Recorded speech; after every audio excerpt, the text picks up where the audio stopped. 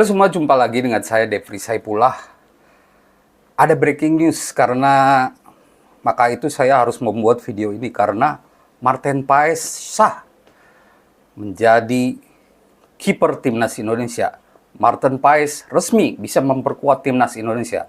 Kepastian ini diungkapkan langsung oleh Ketua Umum PSSI, Erick Thohir, untuk menjawab semua spekulasi selama ini. Dan ternyata memang rumor Marten Paes diizinkan untuk main oleh FIFA itu bukan hoax ya. Ternyata semua ini ada benarnya. Dan apa yang diungkapkan atau apa yang dituliskan di berita sebelumnya memang benar adanya. Dalam hal ini mungkin Erick Thohir tidak mau menjanjikan apa-apa. Jadi apa yang diungkapkan oleh Yunus Nusi, Sekjen PSSI itu sudah benar. Cuma Pak Erick Thohir mungkin sedikit tegang dan tidak mau memberi janji yang muluk. Dan kini kepastian itu sudah ada. Marten Paes.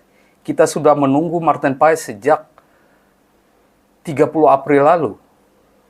Sejak matchday Juni lalu. Lalu di putaran 2 lalu harusnya dia bisa main saat lawan Irak dan Filipina. Tapi itu tidak bisa terjadi dan karena dia harus menjalani sidang CAS. Kita tahu semua bahwa masalah Marten Paes cukup pelik karena dia tidak diizinkan main karena sempat main di tim Belanda U21 saat usia 22 tahun.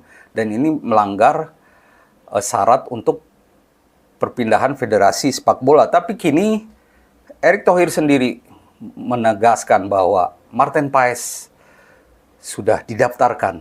Ada dua alasan mengapa menurut saya Marten Paes menang di sidang CAS. Pertama, Erick Thohir sudah menyewa kuasa hukum yang bagus, yang paham betul dengan sepak bola, kisruh di sepak bola. Termasuk soal artikel 9 atau pasal 9 di Statuta FIFA yang mengungkapkan atau menyebutkan soal perpindahan federasi. Yang kedua yaitu FIFA sudah berlebihan menginterpretasikan pasal 9 mereka. Ini juga terjadi pada kasus pemain Albania Nedim Bajrami. Dia harus melalui sidang CAS untuk bisa menjadi warga Albania. Sebelumnya, dia adalah pemain Swiss. Dia juga lahir dan besar di Swiss. Tapi dia akhirnya memilih untuk gabung dengan Albania. Tapi tidak otomatis saat dia jadi warga negara, dia diterima oleh FIFA. Alasannya, saat muda, dia tidak punya dua kewarganegaraan atau dual citizenship. Seperti warga-warga Eropa lainnya.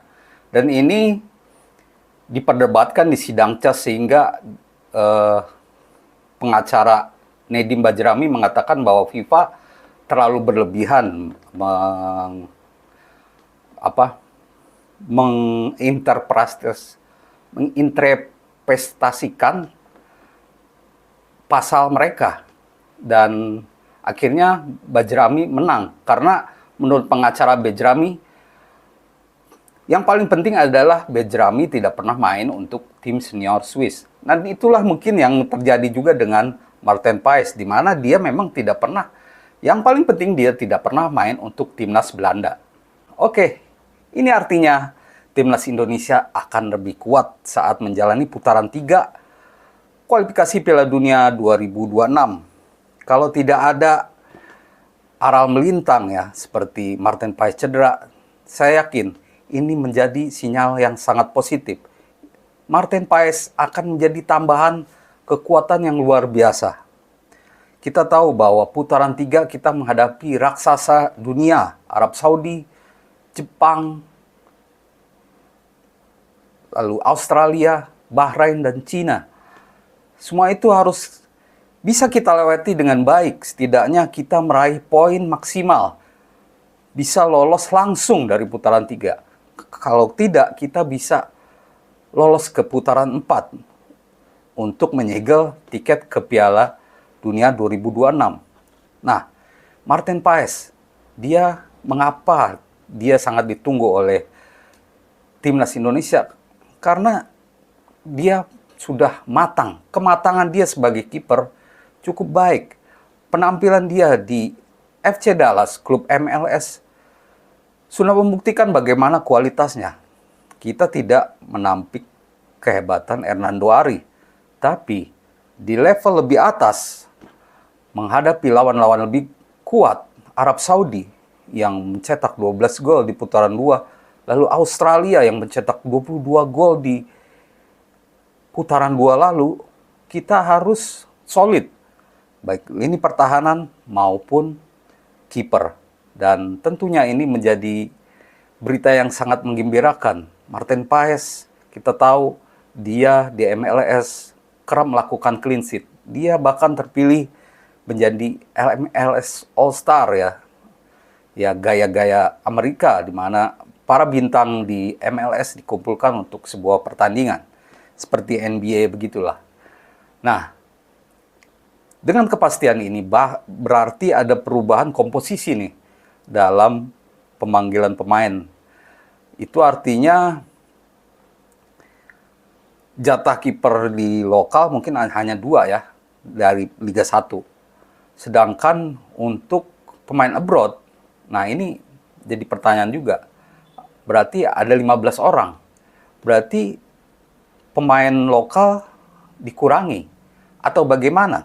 Itu kita tunggu lagi, atau mungkin menjadi PSSI memanggil 27 pemain ya, untuk seleksi sekaligus latihan. Nantinya ya pasti mengkerucut menjadi 23 pemain saja.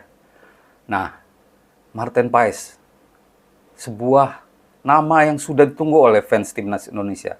Saya berharap dia benar-benar dalam kondisi super fit, dan ini kehadiran dia menjadi penyemangat juga buat pemain lain, utama para pemain belakang, karena punya kiper yang tangguh.